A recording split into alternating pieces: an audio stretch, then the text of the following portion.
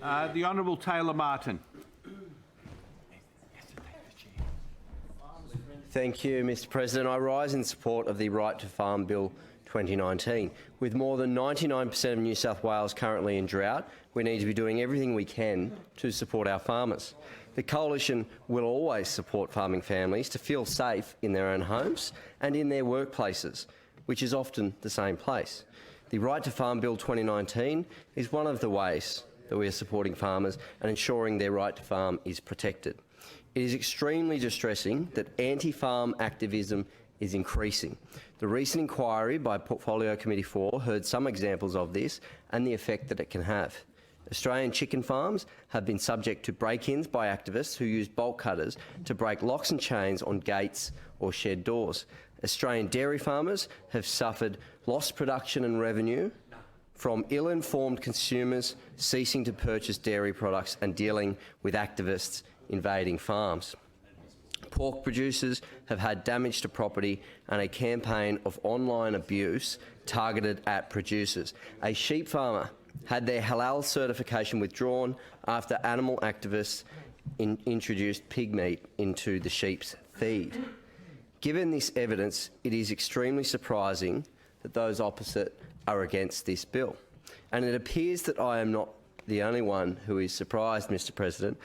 In fact, an article in the Sydney Morning Herald today by Lisa Vicentin gave us an insight into some of those who are surprised that Labor is opposing this bill.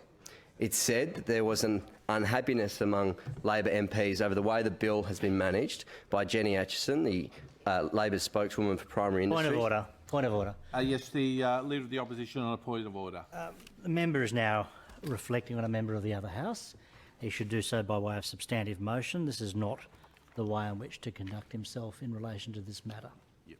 To the point of order. The Honourable Taylor Martin on the point of order. Mr President, I'm in fact reporting what was reported in today's newspaper. These are not my... These are the facts. The Honourable Catherine Cusack on the point of order. Hearing quotes from the Labor Party out of Daily Telegraph. Especially in the Sydney Morning Herald. And it is quite legitimate for a member to quote immediate thoughts in their speech. I'm happy to hear the Leader of the Opposition. Mr President, I wasn't criticising the honourable member for quoting from the Herald or any other source. It was the reflecting on a member of the other House. Yeah. I think I've heard enough. Can I indicate this? My view is this.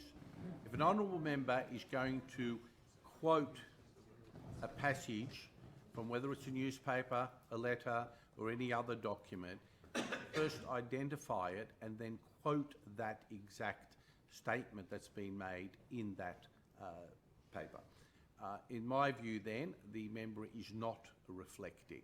However, if a member simply says something about another member in the other House on the basis that he's read something in a paper, there really is a fair argument that that is a reflection on a member in the other House. So if the member wishes to quote from the newspaper, he should identify the paper and quote it as being said in that paper. The member has the call. Thank you, Mr President. From today's Sydney Morning Herald, and I quote, one Labor frontbencher said, there is dissent in shadow cabinet and caucus over how this has been handled. Another quote, bungled was the party's response to the bill. Another quote, if I was the shadow minister holding this bill, I would have wholeheartedly backed the farmers. 3 different Labor MPs in today's Sydney Morning Herald. Order. Order. Mr President, many in this debate have raised the right to protest. Go for it. Protest all you like, but stay off other people's land. Take it to the streets, by all means, but stay on the streets. Stay off the farms. The risk of trespass on a farm is an extremely serious one. There is a biosecurity risk. In Australia, our farmers have a strong reputation of safe food that is free from disease, which enables us to export all over the world. Groups staging invasions of agricultural facilities put at risk this excellent reputation of New South Wales farmers. Trespass is a risk to workplace health and safety, and the arrival of large numbers or even a single aggressive activist can be a traumatic event for an employee who should not have to put up with it. There are also public liability, business interruption, food safety and technological threats from animal activists today. Schedule 3.3 increases the maximum penalty for an aggravated offence to $13,200 or 12 months imprisonment or both, and $22,000 or 3 years imprisonment or both if the offender was accompanied by 2 or more persons when the offence occurred or if there was a safety risk. Schedule 2.4 also introduces a new offence of inciting, directing, counselling, inducing or procuring the commission of the offence of aggravated unlawful entry on enclosed lands. The maximum penalty for this new offence will be $11,000 or 12 months imprisonment. Mr President, this addresses a gap in the legislation for people who incite or direct trespass but do not actually trespass themselves. I urge those opposite to back our farmers and listen to regional and rural communities who are desperate for the protection that this bill will give them. Forget about these loud inner-city activists. Perhaps they should listen to their own caucus colleagues who are quoted in today's Sydney Morning Herald today and support this bill. I commend the bill.